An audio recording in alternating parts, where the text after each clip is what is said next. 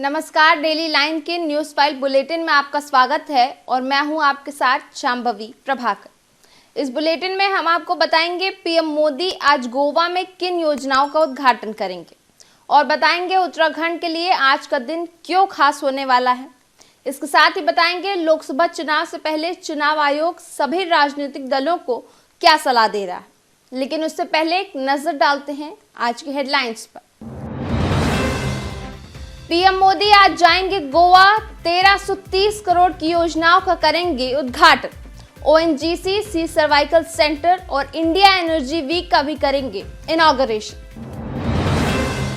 PM Modi ने लोकसभा में दी 100 minute की स्पीच, कहा कांग्रेस भुगत रही परिवारवाद का खामियाजा, अगले चुनाव में दर्शक दीर्घा में दिखेगा विपक्ष।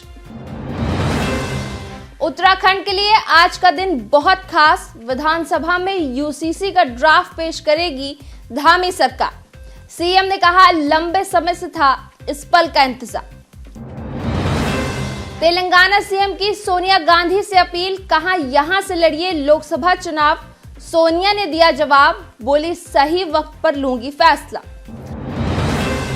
लोकसभा चुनाव से पहले चुनाव आयोग सख्त, सभी राजनीतिक दलों को दी सलाह, कहा चुनावी अभियानों में बच्चों का ना करें इस्तेमाल। अब बात करते हैं आज की पहली खबर की। प्रधानमंत्री नरेंद्र मोदी आज यानी 6 फरवरी को गोवा के दौरे पर हैं। पीएम मोदी यहां ओएनजीसी, सी सर्वाइकल सेंटर और इंडिया एनर्जी वीक 2024 का उद्घाटन करेंगे। ये कार्यक्रम 9 फरवरी तक चलेगा। जानकारी के मुताबिक पीएम मोदी यहां विश्व की लीडिंग तेल और गैस कंपनियों के सीईओ के साथ साथ विशेषज्ञों से भी चर्चा करेंगे। बता दें कि पीएम मोदी यहां 1330 करोड़ से ज्यादा की परियोजनाओं का उद्घाटन और शिलान्यास करेंगे। इसके साथ ही रोजगार मेले में विभिन्न विभागों में 1930 नई सरकारी भर्तियों का अपॉइंटमेंट लेटर भी सौंपेंगे। इसके साथ ही PM Modi national NIT Goa के स्थायी परिसर का उद्घाटन भी करेंगे। अब बात करते हैं दूसरी खबर की। संसद के बजट सत्र के दौरान प्रधानमंत्री मोदी ने लोकसभा में 5 फरवरी को भाषण दिया। पीएम मोदी ने लोकसभा में कहा कि आज विपक्ष की जो हालत है उसकी दोषी कांग्रेस पार्टी है। एक ही प्रोडक्ट को कई बार लॉन्च करने के चक्कर में कांग्रेस की दुकान पर ताला लगने की नौबत आ गई है। देश के साथ साथ कांग्रेस भी परिवारवाद का खामियाजा भुगत रही है। पीएम ने आगे कहा कि विपक्ष कई दशकों तक सत्ता में रहा, वैसे ही अब विपक्ष ने कई दशक तक विपक्ष में बैठने का संकल्प लिया है। उन्होंने कहा कि जनता के आशीर्वाद से अगले चुनाव में विपक्ष दर्शक दीर्घा में दिखेंगे। इसके साथ ही पीएम मोदी ने एनडीए के 400 सीट जीतने का दावा भी किया।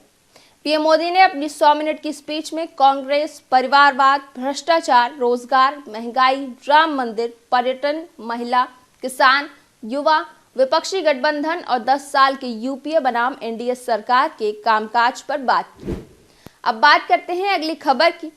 उत्तराखंड की धामी सरकार के लिए आज का दिन बहुत खास है। आज यानी 6 फरवरी को उत्तराखंड सरकार विधानसभा में यूसीसी का ड्राफ्ट पेश करेगी।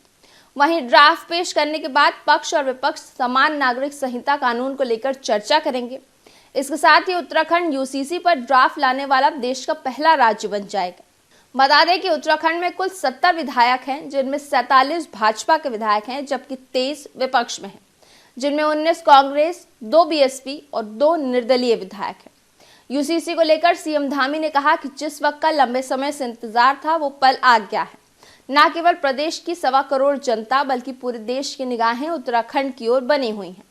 सीएम ने कहा कि ये कानून महिला उत्थान की दिशा और दशा को मजबूत करने का कदम है, जिसमें हर समुदाय, हर वर्ग, हर धर्म के बारे में विचार किया गया है। इसके साथ ही सीएम धामी ने विपक्ष और अन्य दलों से भी यूसीसी विधेयक पास करने में सहयोग करने के लिए कहा है। अब बात करते हैं अगली खबर की। दिल्ली की आम आदमी पार्टी सरकार पर ईडी की कार्रवाई जारी है। ईडी ने आज यानी 6 फरवरी को सीएम अरविंद केजरीवाल के पर्सनल सेक्रेटरी विभव कुमार और आप सांसद एनडी गुप्ता के घर पर छापेमारी की है। जानकारी के मुताबिक ईडी की टीम ने दिल्ली में आम आदमी पार्टी नेताओं और उनसे जुड़े लोगों के यहां रेड की। ईडी की टीम करीब 10 ठिकानों पर तलाशी ले रही है। ईडी की यह कार्रवाई मनी लॉन्ड्रिंग से जुड़े एक मामले में हो रही है। ईडी की रेड के बीच दिल्ली की मंत्री आतिशी ने प्रेस कॉन्फ्रेंस की। उन्होंने कहा कि भाजपा हमें दबाना चाहती है, लेकिन हम डरेंगे नहीं। कभी किसी को समन आता है, कभी छापा पड़ता है। 2 साल में सैकड़ों रेड के बाद ईडी 1 रुपए की रिकवरी नहीं कर पाई है। शराब घोटाले में 2 साल बाद भी कोई सबूत नहीं मिला है। बात करेंगे अगली खबर की। तेलंगाना के मुख्यमंत्री रेवंत रेड्डी ने सोनिया गांधी से अपील की है। उन्होंने सोनिया गांधी से कहा कि वे तेलंगाना से लोकसभा चुनाव लड़ें। उन्होंने आगे कहा कि तेलंगाना के लोग सोनिया गांधी को मां के रूप में देखते हैं। उन्होंने तेलंगाना को राज्य का दर्जा दिलाया है।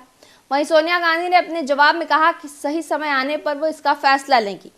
बता दें कि रेवंत रेड्डी ने सोमवार को दिल्ली में सोनिया से मुलाकात की। इस दौरान उन्होंने बताया कि तेलंगाना कांग्रेस ने इस रिक्वेस्ट को लेकर एक रेजोल्यूशन भी पास किया है। रेवंत रेड्डी के साथ राज्य के डिप्टी सीएम मल्लू भट्टी विक्रमादित्य और state revenue minister Ponguleti Srinivas Reddy भी मौजूद थे।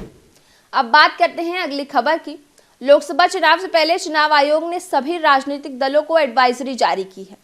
इलेक्शन कमीशन ने एडवाइजरी के जरिए सभी दलों को सलाह दी है कि चुनाव प्रचार के अभियानों में बच्चों का किसी भी तरह का इस्तेमाल न करें।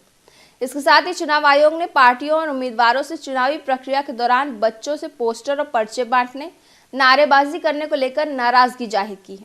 आयोग ने कहा कि नेता और उम्मीदवार प्रचार के दौरान बच्चों को गोद में ना लें, ना ही गाड़ियों में बिठाएं और ना ही उनको रैली में शामिल करें।